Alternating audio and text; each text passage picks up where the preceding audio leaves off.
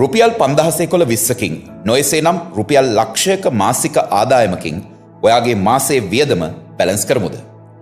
මේ වීඩියෝව නරඹන කෙනෙක්ට හිතෙන්න පුළුවන් මගේ මාසික ආදායම රුපියල් ලක්ෂයක් නැහැනේ කියලා.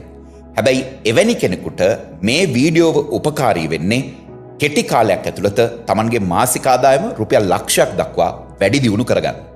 ඒ වගේම දැනටමත් මාසයකට රුපියල් ලක්ෂයක ආදායමක් ලබන, ඒ වගේම ඒ වගේ කිහිප ගුණයක් ආදායම් ලබන කෙනෙකුට උනත් මේ වීඩියෝ වැදගත් වෙන්නේ ඔබ දැනට ලබමින් ඉන්න ආදායම තවත් වැඩි දුරට ගුණාකාර වලින් වැඩි කරගෙන ඉස්සරහට යන්න.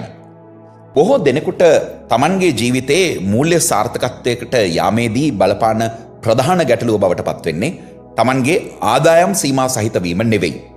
අත වශයෙන්ම කිව්වොත් Tamanගේ ආදායමට සරිලන විදිහට Tamanගේ වියදම් සීමා සහිත නොවීම.